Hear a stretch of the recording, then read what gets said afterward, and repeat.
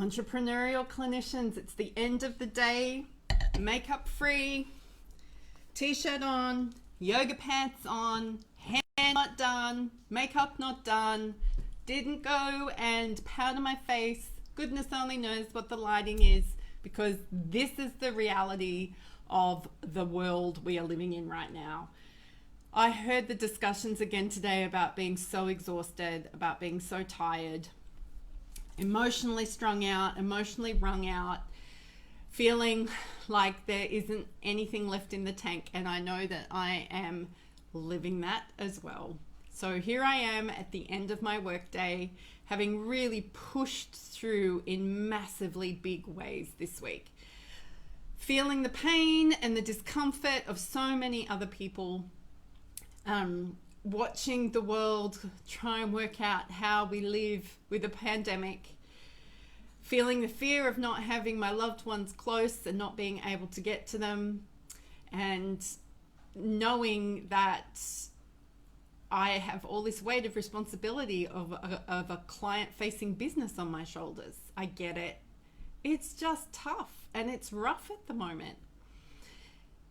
So it's been interesting, some of the discussions I've had with people this week who've had grand plans to launch new initiatives and new projects, to write a book or to start groups or to build a website or do all those things that back in December of last year, and we put them in our plan for this year.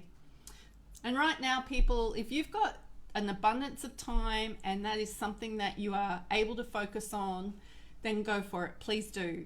But if you are like me and so many other people around that I know and that I trust and that I love, and you are seeing clients online and you have gotten yourself to a point where you can service your clients online, if you have had to learn how to do the service delivery differently, if you are caring for young people or older people or have other people in your world, if technology is making your eyes water, if your eyes are dry, if you're getting headaches, if your back is sore, if your passion for your work is there, but it's just a little less than what it was 4 or 5 weeks ago, then now is not necessarily the right time for us to go, I'm going to go finish that project.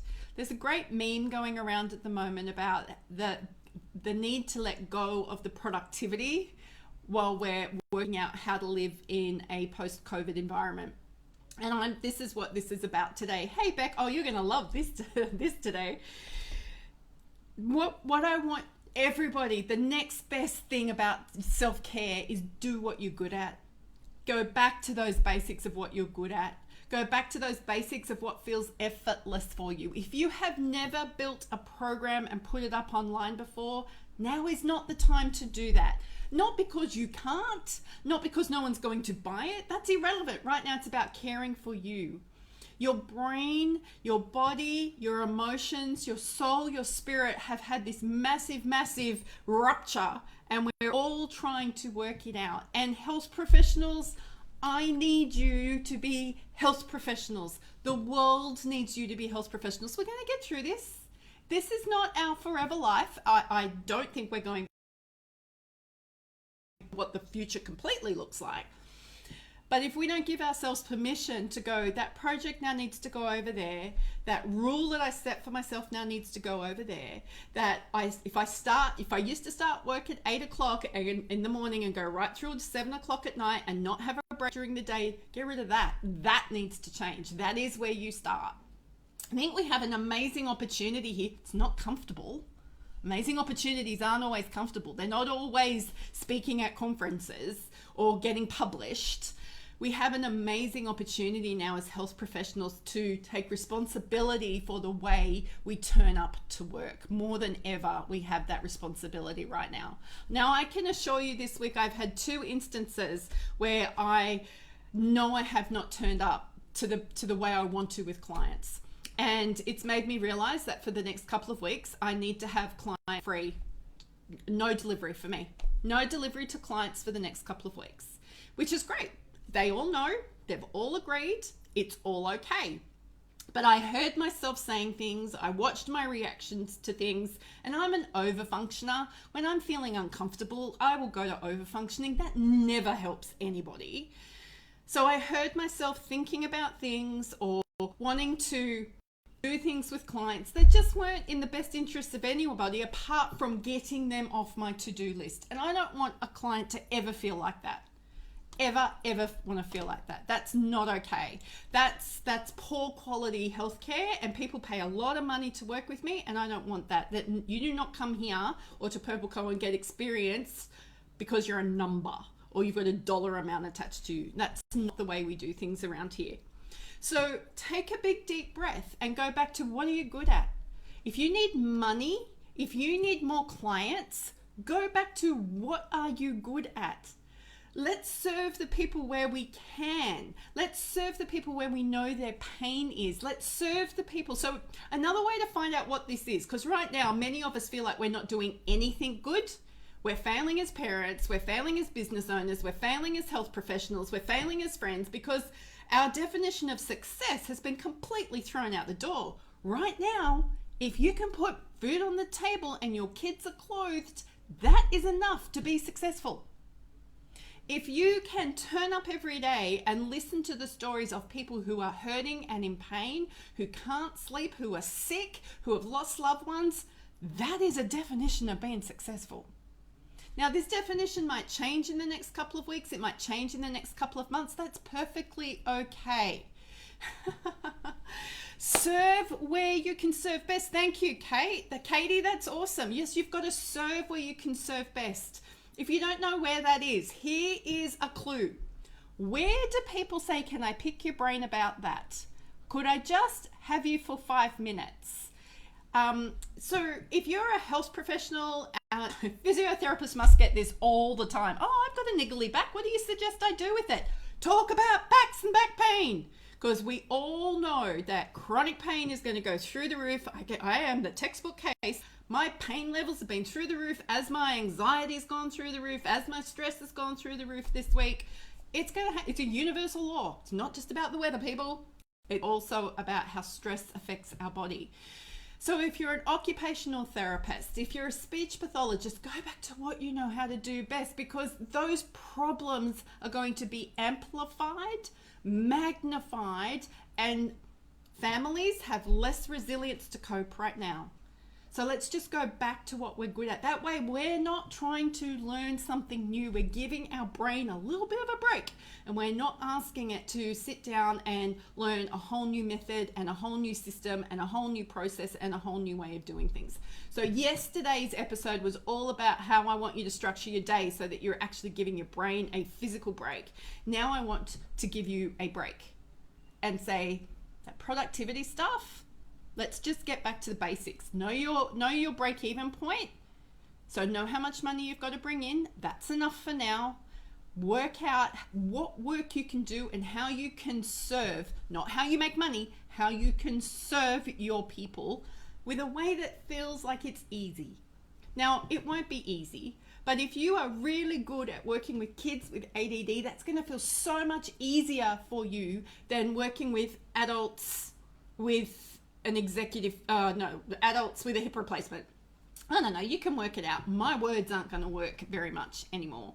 Okay. So my realization, brain holiday, yes. Brain holiday, Beck, that is awesome. Thank you. So for the next 2 weeks, I actually have to go have some surgery. Yes, in the middle of COVID, Joe needs to have surgery. And yes, it is important surgery.